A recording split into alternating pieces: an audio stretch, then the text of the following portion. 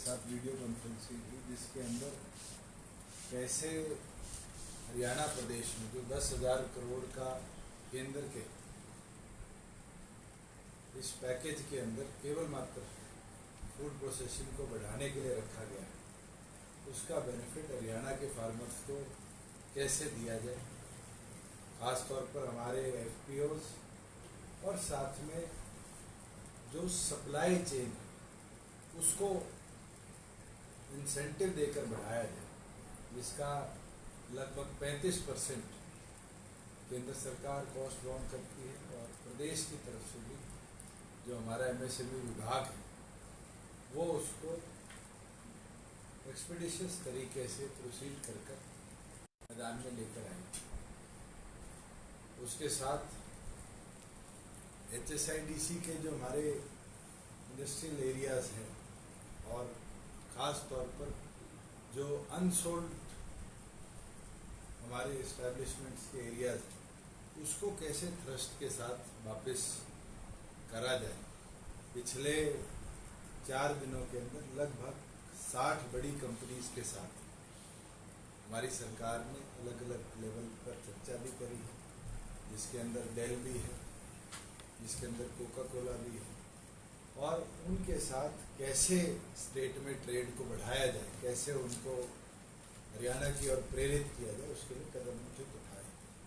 हमारा यही टारगेट है कि इस कोरोना को क्राइसिस पूरा विश्व आज लेकर चल रहा है, मगर कहीं ना कहीं उस क्राइसिस के अंदर अगर हरियाणा प्रदेश में इंडस्ट्री लगती है तो युवाओं को रोजगार भी अतिरिक्त मिलेगा और साथ में प्रदेश के अंदर जो हमारे 22 जिलों के एरियाज हैं उसको कैसे थ्रस्ट दिया जाए उसके ऊपर भी चर्चा हुई। एक विशेष चीज़ जरूर आपके साथ रखना चाहूँगा कि केंद्र सरकार ने पहले उत्तर प्रदेश, महाराष्ट्र और आंध्र प्रदेश के अंदर 3 ऐसी फसल,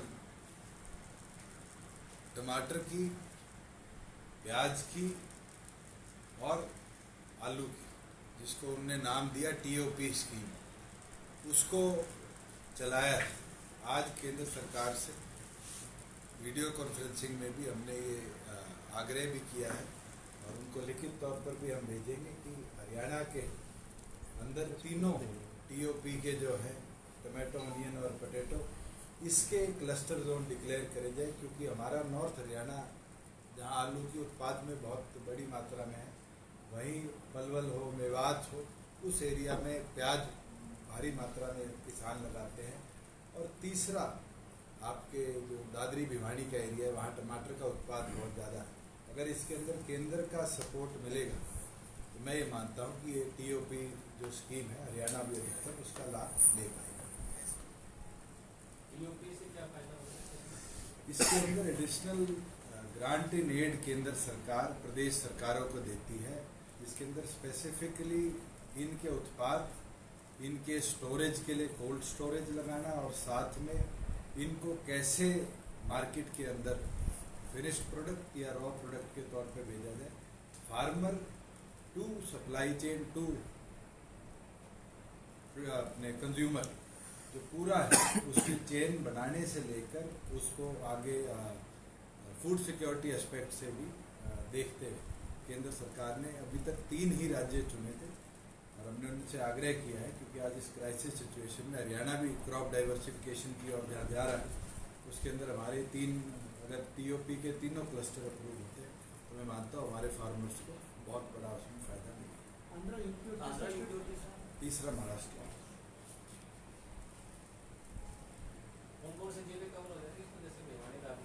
भिवानी दादरी में तो जो मेरी नॉलेज है उसमें टमाटर का उत्पाद है, क्योंकि पिछले 10-12 सालों से तो हम भी वहाँ कहते फैक्ट्री लगाने की सुन रहे। उसी तरीके से मेवात के अंदर प्याज का उत्पाद बहुत है और आपका कुरुक्षेत्र हो, अम्बाड़ा हो, यमुनानगर हो, कैथल हो, इन 4 जिलों के अंदर तो आलू की खेती बहुत बड़ी मात्रा में होती है। तो अगर TOP केंद्र सरकार हरियाणा को देती है तो मैं मानता हूँ ये हमारे लिए विन विन सिचुएशन होगी। फूड सिक्योरिटी एस्पेक्ट से केंद्र के लिए ये तीनों चीज़ें, क्योंकि इनके प्राइस बहुत वेरिएट करते हैं समय समय पर, और अगर कोल्ड स्टोरेज आती है, प्रोसेस चेन आती है तो हरियाणा को भी उसका लाभ अब क्योंकि बहुत सारे लोग जा चुके हैं, प्रवासी मजदूरों की बात करें, कुछ कर्मचारी भी चले गए, तो जो स्थानीय युवाओं के रोजगार की बात आप करते भी रहे हैं, उससे हरियाणा के युवाओं को भी इससे आपको लगता है कुछ फायदा होगा? बिल्कुल है। और उसके लिए प्रदेश सरकार ने ऑलरेडी 2 कदम तो पहले उठा लिए। एक कदम, जितनी ऑनलाइन एप्लीकेशन हमारे पास आई हैं उन कंपनीज को लेबर डिपार्टमेंट डायरेक्टली एक तो रजिस्ट्रेशन के लिए, एक हम आने वाले दिनों में मैंडेटाइज करेंगे कि प्रत्येक कंपनी के एम्प्लॉय को हरियाणा एम्प्लॉयमेंट एक्सचेंज का नंबर लेना पड़ेगा, जिससे हमें डे टू डे ये प्रगति पता चलती रहे कितने अनएम्प्लॉयड है, कितने एम्प्लॉयड है। मैं डाटा सुन रहा था कि कोई सर्वे आया कि हरियाणा में 45% अनएम्प्लॉयमेंट रेट बढ़ गया। मगर आज प्रदेश की स्थिति देखें तो हमारे पास रजिस्टर्ड एम्प्लॉयज़ तो शायद 27-28 लाख थे, और परमिशन जो प्रदेश सरकार ने दी है वो 35 लाख के आसपास की। इसका मतलब तो बहुत से ऐसे एम्प्लॉयज़ थे जो कभी रजिस्टर ही नहीं हुए। तो हमारी प्राथमिकता है कि लोग रजिस्टर भी हो, और साथ में जो हमारा रोजगार पोर्टल है उसके माध्यम से हम हरियाणा का जो युवा है, फॉर एग्जांपल कोई HPSC का पेपर देता है और उसमें क्वालिफाई नहीं हो सकता, स्टाफ सिलेक्शन का पेपर देता है या और कहीं अप्लाई करता है सेंट्रल इंस्टीट्यूशन, मगर वो कैपेबल है जॉब करने के, तो उसको वहाँ हम डाइवर्ट करें। उस पोर्टल के तहत इंडस्ट्री को ये सपोर्ट मिल जाएगा कि वो डायरेक्ट रिक्रूटमेंट उस माध्यम से करते हैं। निशांत जी, HSIDC के जो लोगों के प्लाट निकले थे लॉकडाउन से पहले, उन लोगों को अब लेटर जारी, RLA जारी हो गए कि उनको पेमेंट जमा कराई जाए, क्या उन लोगों का इंटरेस्ट वेव ऑफ किया जाएगा? उस पर चर्चा हुई है, क्योंकि बोर्ड के अंदर इसका निर्णय फाइनल लिया जाएगा जब हर गवर्नमेंट कॉन्ट्रैक्ट को इस दौरान फ्रीज पीरियड माना गया। तो यही प्राथमिक डिसीजन लिया कि इसको भी बोर्ड कंसिडर करे कि फ्रीज पीरियड के तहत इसको वेव ऑफ। एक ये जिस तरह से आमतौर पर चर्चा चल रही थी कि चाइना से अब जो इंडस्ट्री है मतलब वहाँ से उठ रही है और हरियाणा की तरफ आने की उसमें है, कोई बातचीत हुई कि कौन कौन सी इंडस्ट्री हरियाणा में आने को उत्सुक है? या एप्पल का एक सप्लायर है JBL, वो इंटरेस्टेड है, मगर फाइनलाइजेशन क्योंकि पूरी दुनिया क्राइसिस में है, तो ये डिसीजन कोई एक दिन में तो होंगे नहीं। और हम उम्मीद करते हैं कि बाय जुलाई एंड या अगस्त हमारे पास प्रोस्पेक्टिव बड़ी कंपनीज एक नहीं अनेक आएंगी जो कहीं ना कहीं हरियाणा के अंदर इन्वेस्ट कर अपने फ्यूचर एस्पेक्ट्स को इम्प्रूव। सुशील जी, जो कल कांग्रेस के नेता प्रेस कॉन्फ्रेंस करके आरोप लगा रहे थे कि हमने प्रेशर बनाया सरकार पे और इसीलिए सरकार ने अपना बैक स्टेप कर लिया, जो धान के किसानों पर धान बंदी जो कई ब्लॉकों की थी, क्या सिर्फ कोई जो पहला 9 मई का था और उसके बाद जो आपने दोबारा वो सरकार ने की, उसमें कोई अंतर था? देखो, क्लियरिटी मैं पहले भी आपके आगे दे चुका था, निरंतर कहीं ना कहीं मिसगाइड किया जाता है। इंटेलेक्चुअल प्रॉपर्टी पर कोई प्रतिबंध नहीं लग सकता। सरकार ने प्रेरित किया था, सरकार ने किसान से आग्रह किया था कि आप क्रॉप डाइवर्सिफिकेशन की ओर गए, मगर कई लोगों ने एक एजेंडा बना लिया था कि इस तरीके से इसको प्रोपोगेट किया जाए। हमारी ये सोच है कि जो फार्मर जीरी छोड़ के दूसरी प्रोडक्ट की ओर जाता है और 50% अपनी लैंड को डाइवर्ट करता है, सरकार प्रति एकड़ 7,000 रुपये का उसको इंसेंटिव देने का काम करेगी। पंचायत लैंड क्योंकि गवर्नमेंट की लैंड है, उसके ऊपर जरूर हमने आदेश जारी किया कि जिस गांव के अंदर भी 35 मीटर से गहरा अगर पानी का लेवल है, उसके अंदर इस बार पंचायत लैंड पे जीरो परमिटेड नहीं है। अगर किसी पंचायत के रेवेन्यू लॉस आता है, पिछले साल के ठेके में पैसे की अगर गिरावट आती है, तो जो 7,000 रुपये हमने इंसेंटिव आम आदमी को देना था, वो 7,000 हम ग्राम पंचायत को देने का काम करेंगे उस भरपाई में कि वहाँ क्रॉप डाइवर्सिटी। तो ये 9 मई के आदेश क्या हैं जो बार बार दिखाए जा रहे हैं?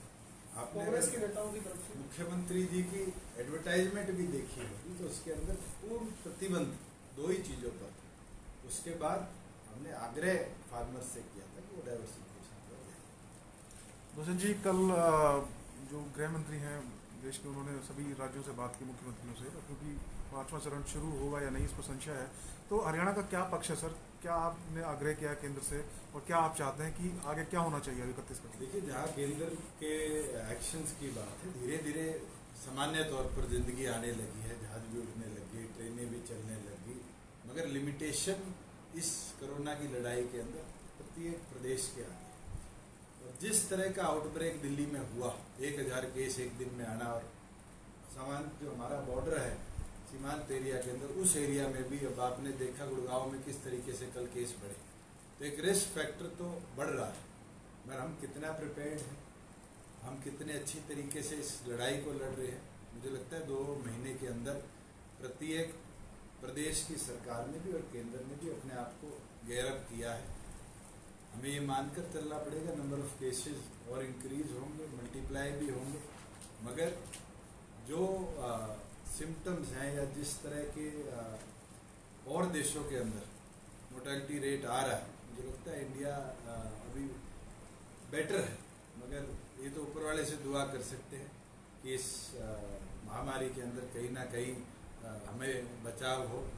और एक चीज़ जरूर आपके साथ साझी करना, क्योंकि एक एडवाइजरी केंद्र सरकार की आई है कि अब मॉनसून सीजन के अंदर मच्छर के जो रिलेटेड डिजीजेस हैं इसके अंदर कहीं ना कहीं इजाफा होगा, तो उसके लिए प्रदेश सरकार गेयर्ड अप है। मैंने कल पंचायत सेक्रेटरी को भी बुलाया था, पीएसडीपी को, और उनसे ये लिस्ट मांगी है कि कितनी ग्राम पंचायतें ऐसी हैं जिनके पास खुद की फॉगिंग मशीन्स हैं जो रेगुलरली अपने गांव के अंदर कराती, कितनी ग्राम पंचायतें ऐसी हैं जिनके पास खुद के सोर्स ऑफ फंड्स हैं।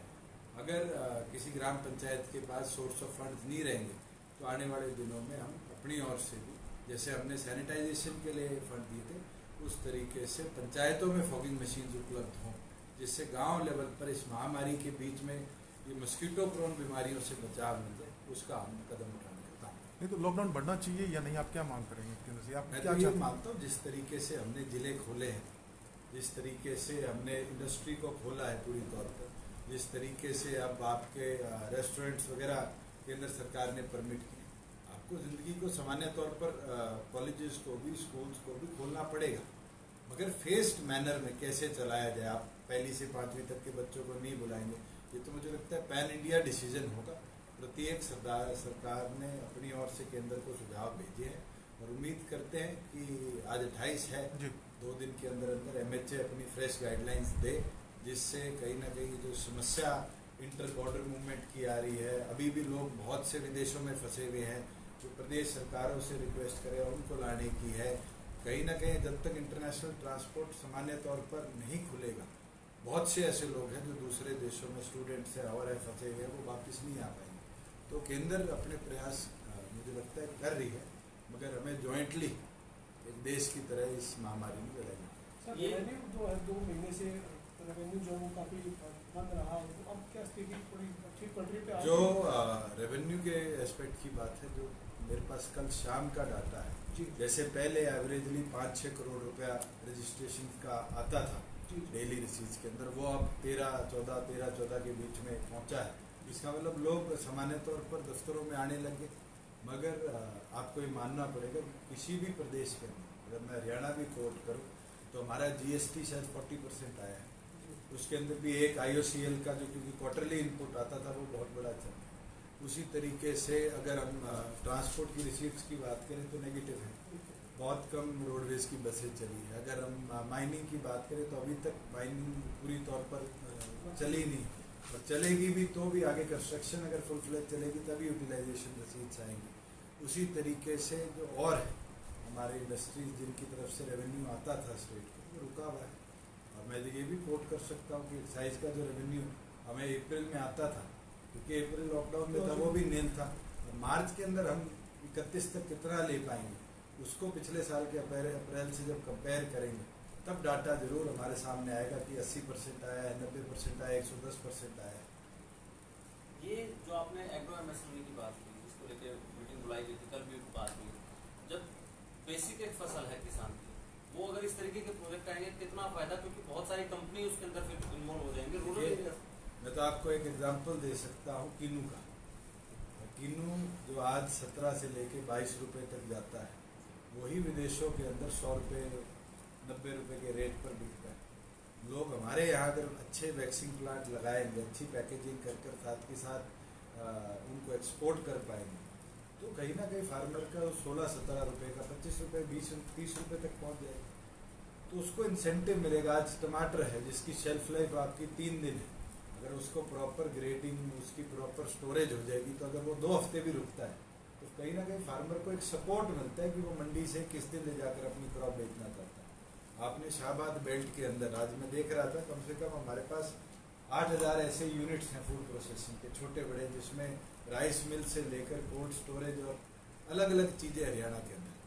मगर छोटे छोटे सेल्फ ओन्ड यूनिट्स इतने कामयाब है जो आलू की स्टोरेज करते हैं 3-3 महीने तक, और उसके बाद जब रेट उठता है तो फार्मर उसको बेच के आ सकता है। बहुत से ऐसे लोग हैं जो हिमाचल से और जम्मू कश्मीर से सेब लाकर हमारे यहाँ स्टोरेज करने लगे। अब केंद्र सरकार ने नाइट्रोजन बेस्ड कोल्ड स्टोरेज जो है उसके अंदर भी इंसेंटिव देने की बात करी। तो अगर ये आते हैं तो कहीं ना कहीं हरियाणा प्रदेश के अंदर, क्योंकि हम दिल्ली से लगे हुए, हमारे पास अपॉर्चुनिटी है, हम दिल्ली को 90% को आज अगर एग्रीकल्चर पॉइंट ऑफ व्यू से फीड करते हैं, अगर वो हमारा इम्प्रूव होता है, उसकी क्वालिटी इम्प्रूव होती है, तो कहीं ना कहीं फार्मर का रेवेन्यू भी improve होता